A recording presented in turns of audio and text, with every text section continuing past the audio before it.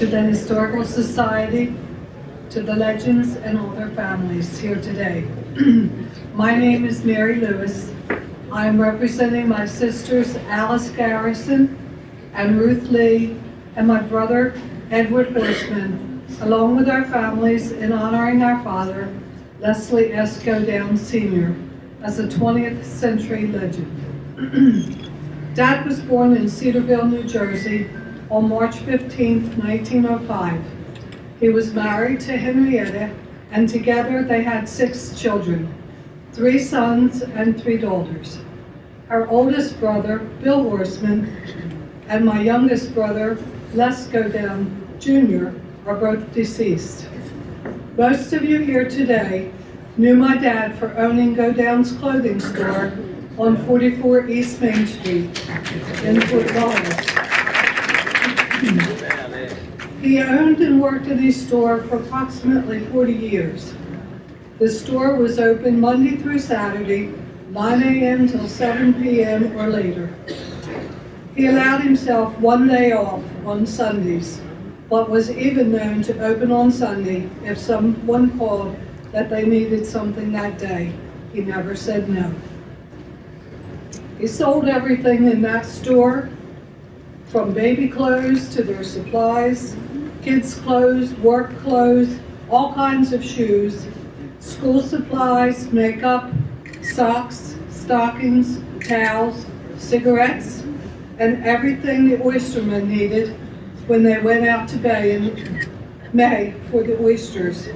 Their boots, raincoats, pants, gloves, etc. My 2 sisters, Alice and Ruth, were even born in that store. My brother Ed enjoyed many rides to Philly with Dad to buy stock for the store, then stopping at a sandwich shop nearby before heading back to Port Norris to unload. What a lot of you didn't know about my dad was that before he had this store in Port Norris, he had left New Jersey and went to Kent, Ohio. He studied at Davy Tree Expert Company Incorporated and worked to become a tree surgeon. He also studied patent at Kent University in Kent, Ohio. He studied drafting and design at the American School in Chicago, Illinois. He also studied and received a diploma for mechanical drafting from the Columbia School of Drafting in Washington, D.C., and patent office drafting course from Columbia Technical School in Washington, D.C. While living in Kent, Ohio, he had a terrible motorcycle accident. His leg was severely burned and it had to be amputated.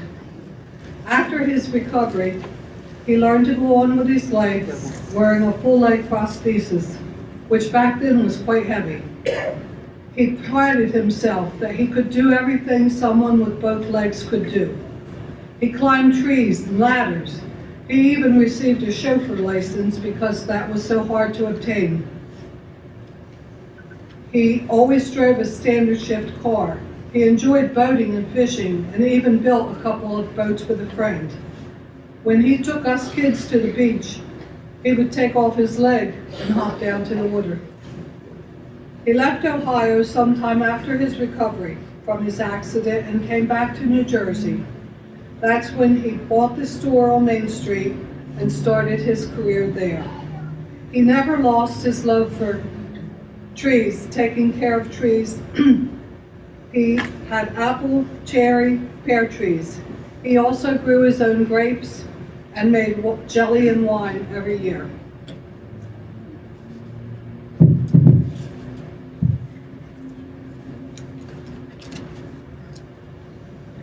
Dad was fascinated with my accordion when I first started taking lessons. So he bought one for himself, taught himself how to read music, and played that accordion every night. I think he enjoyed it more than I did. My dad always wanted a monkey. In one of his trips to Philly, he went to a pet store and asked about buying a chimp. They told him it wasn't legal to buy chimps for pets anymore, but they sold him a little squirrel monkey. It wasn't a very good pet. He liked to bite. Dad donated the him to the Bridgeton Zoo. But Dad still wanted a bigger monkey. So, next Philly trip, he bought Norman. And Norman and Dad became best friends. Norman turned out to be a female. But since Norman was already used to the name Norman, she became Normie. She loved sitting close to Dad when he smoked. She would suck up all the smoke he exhaled.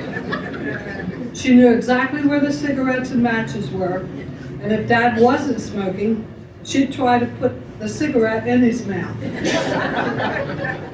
The monkey was known to scare a few people leaving the post office, as she would sit in the tree outside, shaking the leaves and making her shrieking sound. She had full run of the house and the yard. One of the things Dad often said was, "I want to leave this world with my work shoes on." He said he'd had enough of hospitals when he was young and lost his leg. He didn't want anyone to have to take care of him again. He got that wish on June 15, 1971. While waiting on a customer, he died in his store. It was a sad, sad day for his family. It has been a great honor today for his family to celebrate Leslie S. Godown Sr.